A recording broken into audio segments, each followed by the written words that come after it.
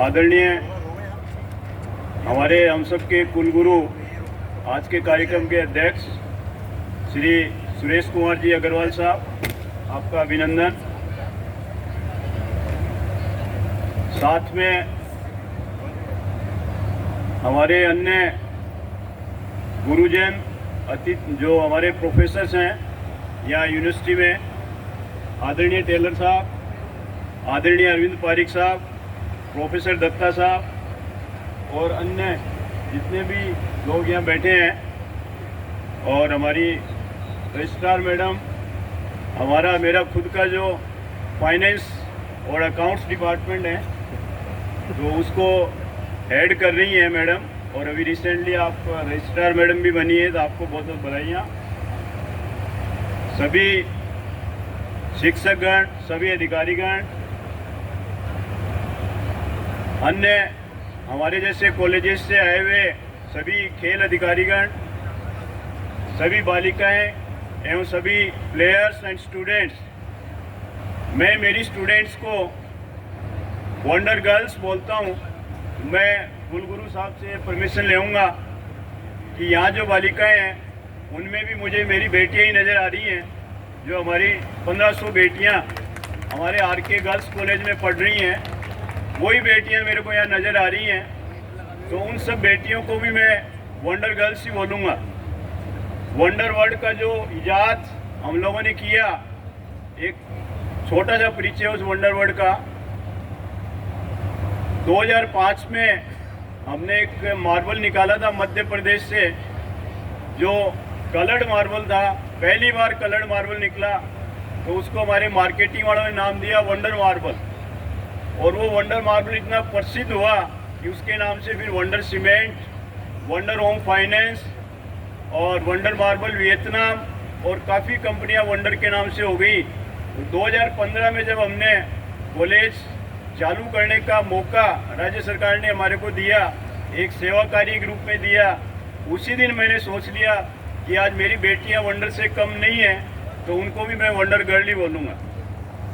तो इसलिए आप सब भी वंडर गर्ल हैं। और आज जो खेल उत्सव जय घोष कार्यक्रम होने जा रहा है, उसकी आप सबको बहुत बहुत शुभकामनाएं। और मुझे पूरा विश्वास है कि आप गेम्स को पूरा एंजॉय किया है। आज फाइनल और पारितोषिक जो है उसके हिसाब से सभी विजेताओं को बधाई, और जितने भी यहाँ खिलाड़ी हैं सबको शुभकामनाएं। और बेटियाँ या बेटे या स्टूडेंट्स कोई भी हो, हमेशा गेम्स में जीते हैं। और भारत में तो गेम्स का परचम एक से एक लोगों ने बढ़ाया है। और अभी भी आप देखिए, जो यंग जनरेशन आ रही है, जो आपकी जनरेशन आ रही है, उसमें भी काफ़ी नए वंडर खिलाड़ी जो है अपना परचम लहरा रहे हैं। जैसे आप देखेंगे कुश्ती के अंदर, कबड्डी के अंदर, पहलवानी के अंदर, और अभी रिसेंटली ये जो शतरंज प्रतियोगिता हुई है उसमें भी विश्व विजेता अपने को मिले हैं। और अभी जो क्रिकेट होने जा रहा है उसमें भी एक से एक बढ़िया खिलाड़ी आने जा रहे हैं और खेल रहे हैं। और अभी परसों संडे को जो भारत पाकिस्तान का फाइनल होने जा रहा है, उसमें भी हमें पूरी उम्मीद है कि हमारे खिलाड़ी, युवा खिलाड़ी जीत के आएंगे। इस संबंध में खिलाड़ियों का उत्साहवर्धन करने के लिए मैं एक छोटी सी बात बताऊंगा कि एक खिलाड़ी पहले हुई थी हमारे देश में, उनका नाम था अरुणिमा सिन्हा। आपने शायद नाम सुना होगा। वो एक बार कहीं ट्रेन से ट्रेवल कर रही थी और कुछ उग्रवादियों ने उठा करके उनको कुछ बदमाशी के लिए उनको ट्रेन से नीचे फेंक दिया, और ट्रेन का एक्सीडेंट हुआ, और उनका एक्सीडेंट हुआ और उनके दोनों पाँव चले गए। पूरी रात वो जंगल के अंदर अकेली पड़ी रही, और बाद में जब गांव वालों को पता चला तो उनको अस्पताल में लाए तो उनके दोनों पैर काटने पड़े। वो काफ़ी परेशान हुई, लेकिन उन्होंने हिम्मत नहीं हारी। और वही महिला अरुणिमा सिन्हा बाद में एवरेस्ट पर्वत पे चढ़ाई की बिना पैरों के। आप सोचिए कितनी बड़ी बात है। एवरेस्ट पर्वत पे चढ़ना अपने आप में एक बहुत बड़ी बात है, और बिना पैरों के चढ़ गई। और एक अपने आप में एक दिव्यांग महिला का एवरेस्ट पे पहली बार जाना, वो भारत में एक रिकॉर्ड है। तो इसलिए आप सब ये माने कि आप अभी जीवन की शुरुआत कर रहे हैं, जीवन में आपको बहुत कुछ आगे जाना है, बहुत कुछ आगे बढ़ना है। तो इसलिए आप हमेशा अच्छे से अच्छा प्रयास करने की कोशिश करें। और रिसेंटली मैंने एक छोटा सा नियम पढ़ा था, उसका भी मैं आप सबके आगे जिक्र करूंगा। वो नियम था 80-20। 80-20 सब लोग हम कहते हैं कि सपने देखो, बहुत अच्छे सपने देखो, बड़े बड़े सपने देखो, लेकिन उस 80-20 रूल में ये था कि सपने देखो तो सिर्फ 20% ही सपने देखो, 100% सपने मत देखो। 20% सपने देखो और 80% मेहनत करो। 80% आपकी मेहनत, आपकी लगन, आपकी कोशिश ऐसी होनी चाहिए कि आप उन 20% देखे हुए सपनों को पूरा कर सको। खाली 100% ही सपने देखोगे और 80% मेहनत नहीं करोगे तो वो सब सपने आपके कभी पूरे नहीं होंगे। तो इसलिए लाइफ में हमेशा 80-20 का रूल जरूर जरूर जरूर अपनाएं। और अभी हमारे आदरणीय अरविंद जी प्रोफेसर साहब ने जो कुछ बातें कही तो हम पूरा प्रयास करेंगे सर। यूनिवर्सिटी भी हमारी खुद की यूनिवर्सिटी है, हम भी आपके पार्ट हैं। और अभी एक जिम्मा हमें जो कुलगुरु साहब ने दिया था, टेलर साहब ने जो दिया था अभी जिम्मा, वो कार्य आपके यहाँ चालू है और जल्दी वो पूरा हो जाएगा। और आगे भी जो भी हमारे से कोशिश होगी, एक बार कुलगुरु साहब की भी मीटिंग और विजिट हम आर.के. मार्बल में करवाएंगे। और परसों जब हमारे कॉलेज आए थे कुलगुरु साहब, तो इनसे वादा भी लिया था हमने कि एक बार पुनः आर.के. मार्बल विजिट करेंगे, वहाँ जो विश्व प्रसिद्ध डंपिंग यार्ड है उसका भी भ्रमण करेंगे। और पाटनी साहब से, अशोक पाटनी साहब जो हमारे ग्रुप चेयरमैन है, उनसे मुलाकात करेंगे और हम पूरी कोशिश करेंगे जो भी यूनिवर्सिटी के लिए कर सकते हो 100% करेंगे, क्योंकि हम भी आपके पार्ट हैं। जहाँ तक जयश्री जी अग्रवाल की बात है, इन्होंने भी मेरे को जिम्मा दिया है कि मैं आपको इनका संदेश आप तक पहुँचाऊँ। हालांकि ये बोलती रहती हैं और काफ़ी अच्छा बोलती हैं, लेकिन आज थोड़ा ये घबरा रही है, तो वो कोई दिक्कत नहीं है।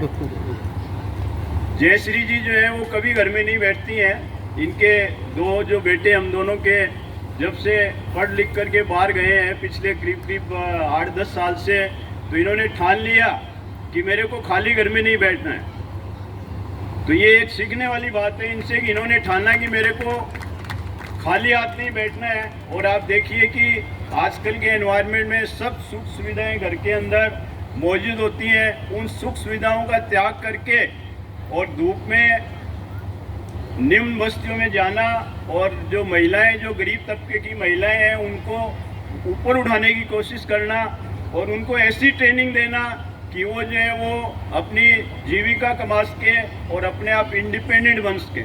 क्योंकि आप देखते हैं कि निम्न वर्ग की महिलाओं में विशेष तौर से काफ़ी दिक्कत होती है। उनके पति कम कमा रहे हैं या कमाई नहीं रहे हैं, या कहीं उनको गलत आदतें होती हैं, उनकी वजह से घर में आय नहीं होती है। उसकी वजह से सबसे ज़्यादा सफ़र महिलाएं और बच्चे करते हैं। वो आदमी तो अपना कुछ भी गुजारा कर लेता है, लेकिन महिलाएं और बच्चे सबसे ज़्यादा सफ़र करते हैं। तो उसी पीड़ा को समझते हुए जयश्री जी ने बीड़ा उठाया और आनंदी श्री संस्था 2015 कोरोना के आसपास 2019-20 के आसपास इन्होंने उसका जन्म किया।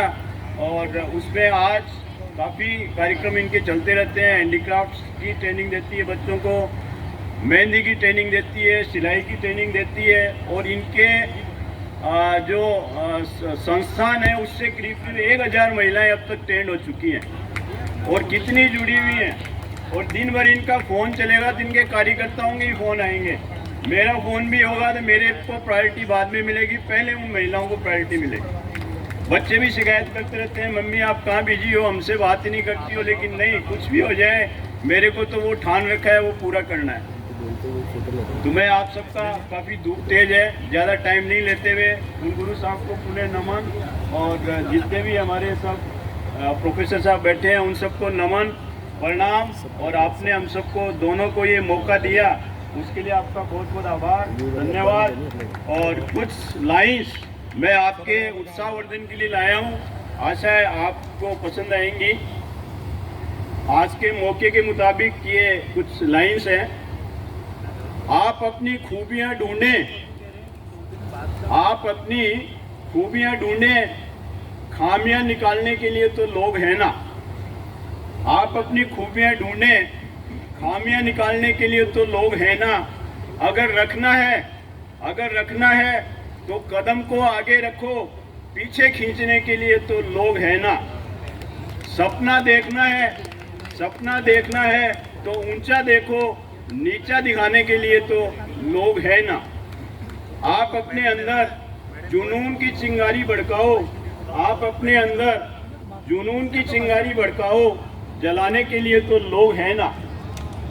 प्यार करना है तो खुद से करो, प्यार करना है तो खुद से करो, नफरत करने के लिए तो लोग हैं ना। आप अपनी अलग पहचान बनाओ, भीड़ में चलने के लिए तो लोग हैं ना। आप कुछ करके दिखाओ दुनिया को, आज के संदर्भ में आप कुछ करके दिखाओ दुनिया को, तालियां बजाने के लिए तो हम सब लोग हैं ना। तो आपका बहुत बहुत धन्यवाद, आभार, पुणे दिवस की शुभकामनाएं और बहुत बहुत आशीर्वाद। जय हिंद, जय भारत और जय मेरी वंडर गर्ल्स। Thank you.